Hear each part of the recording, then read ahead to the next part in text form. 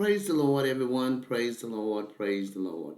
Amen. I want to thank each of you for joining with us for our daily Bible study coming from Charlene's Outreach Ministries. As we complete this week's lesson on Gideon, we are finishing up with Judges 6, verse 36 through 40. And our lesson for today is the sign of the fleece. The sign of the fleece. Amen. We have a powerful and wonderful lesson that we're going to move right into to complete up our lesson on Gideon. Uh, but first, we're going to have prayer. Amen. Dear God in heaven, we thank you, Father. We thank you for all the blessings that you bestow upon us. We thank you for making a way out of nowhere. We thank you for leading and guiding us in your true path of righteousness, Father. Lord, we are your children. We are the sheep of your pasture. We enter into your gates with thanksgiving, into your courts with praise. We give you the glory, the honor, and we bless your holy name, Father. Lord, we thank you for all that you have done, you is doing, and you shall do in each of our lives. We give you the glory, the honor, and the praise, Father. We thank you for being with us as we go up and down the dangerous highway day and night, Father. We thank you for watching over us as we slumber and sleep and rising us up early in the morning and giving us a new, fresh breath of life that we continue on to another day, Father. Lord, we give you glory, honor, and praise. Father, as we go into your word, we pray that we would open our eyes that we see and our ears that we hear and give us wisdom, knowledge, and understanding from on high. In the precious and mighty name of Jesus Christ, we do pray. Amen and amen. As we stated, our lesson for today is the sign of the fleece. Completing our lesson on Gideon comes from Judges 6, verse 36 through 40. You know, as we have continued throughout the week, and Sunday's lesson completes this week's lesson on Gideon. Amen. And verse 36 through 38 says, And Gideon said unto God, If thou wilt save Israel by my hand, as thou hast said, behold, I will put a fleece of wool in the floor. And if the dew be on the fleece only, and it be dry upon all the earth beside, then shall I know that thou wilt save Israel by mine hand, as thou hast said. And it was so, for he rose up early on the morrow, and thirst the fleece together, and wringed the dew out of the fleece, a bowl full of water. Amen. You know, when God does something, he don't do it a little bit. He does it mightily. Amen. As Gideon here is trying to make sure that he's getting a correct understanding of what God wants him to do, and that he's not going on his own thoughts and desires. He's asking God for a sign that he's the one sending him. Amen. And so commentary says the sign which God grafted him with for the confirming both of his own faith and that of his followers, and perhaps it was more for their sakes than for his own that he desired them. Now, it really doesn't say, in my understanding, it doesn't say that everyone else saw Gideon's sign, or that he said it to where other people heard what he asked. Amen. Perhaps he desired by these to be satisfied whether this was the time of his conquering the Midianites, or whether he was to wait for some other opportunity.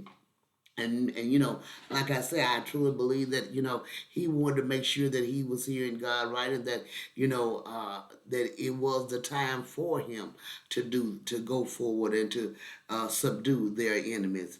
Number one, as we observe, number one, his request for a sign in verse 36 and 37, let me by this know that thou wilt save Israel by my hand. Let a fleece of wool spread on the open air be wet with dew, and let the ground about it be dry. The purport of this is, Lord, I believe, and help thou my unbelief. Now that I truly can go along with. He found his own faith weak and wavering, and therefore begged God begged of God by this sign to perfect what was lacking in him.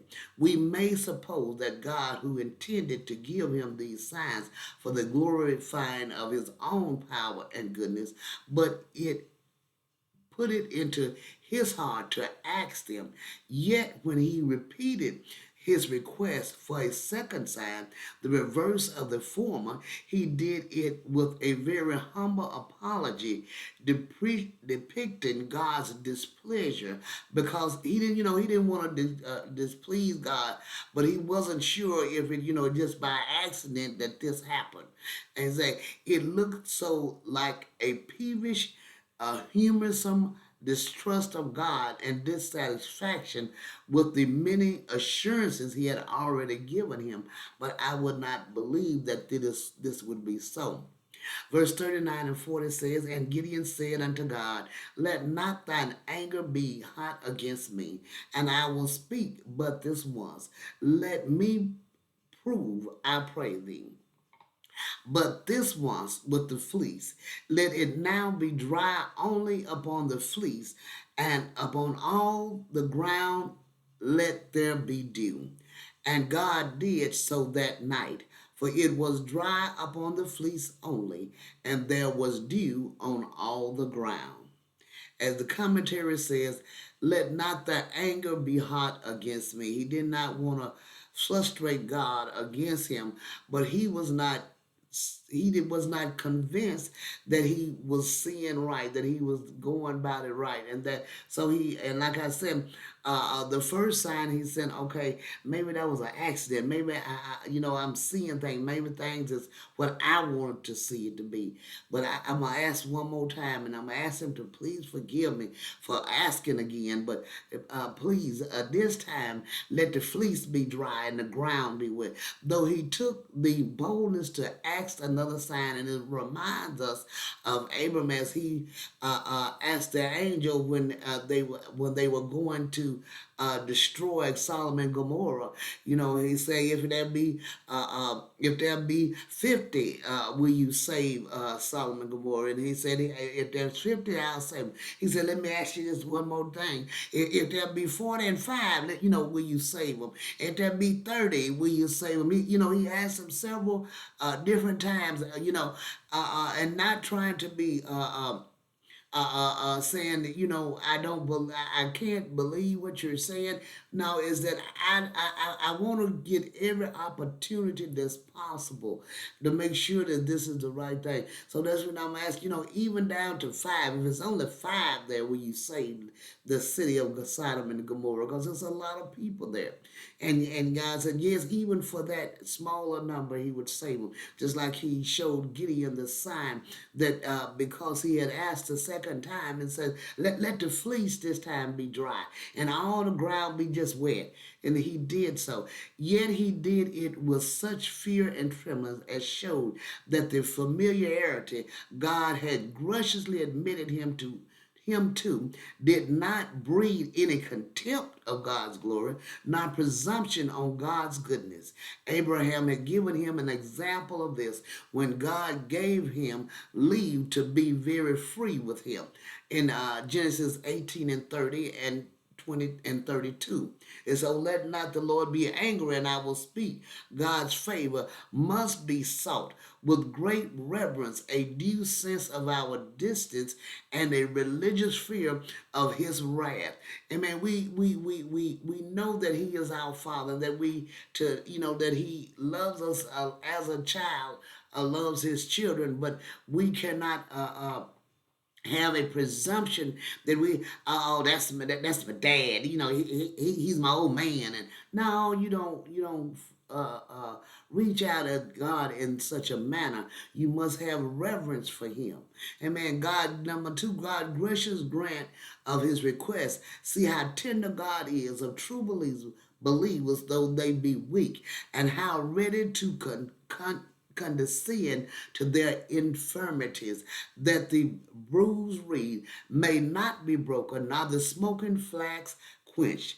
Gideon would have the fleece wet and the ground dry, but then, lest any should object, It is natural for wool, if ever so little moisture fall, to drink it in and retain it.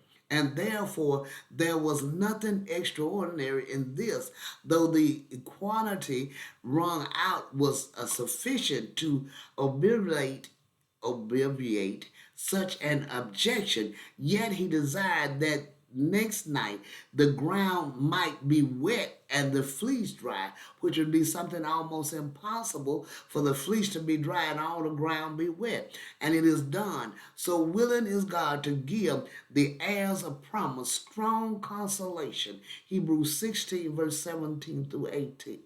Hebrews 6, verse 17 through 8. Even by two immutable things, he suffers himself not only to be prevailed with by their importunities, but even to be prescribed to by their doubts and dissatisfactions. These signs were, one, truly miraculous and therefore abundantly serving to confirm his commission. It is said of the dew that it is from the Lord, and tarries not for man, nor waiteth for the sons of man. Micah 5 and 7. And yet God here in this matter hearkened to the voice of a man, as to Joshua in directing the course of the sun, so to Gideon in directing that of the dew, by which it appears that it falls not by chance but by providence. The latter sign inverted the former, and to please Gideon it was wrought backward and forward, whence Dr. Fuller observed that heaven's real miracles will endure turning, being inside and outside, both alike.